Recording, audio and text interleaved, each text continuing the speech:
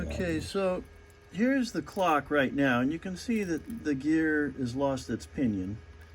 But being an electronic clock, a quartz movement electronic clock, it is, now, right now it's running backwards because the gear that is wobbling in there just can't find its seat. So that would require some repairs.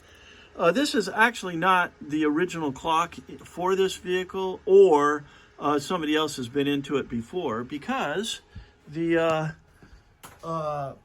one of the wires, it has some anomalous fasteners in it here that somebody tried to scab this clock in with, and this was the ground, which is probably why it wasn't operating properly, because it's just a very non-professionally rebuilt assembly.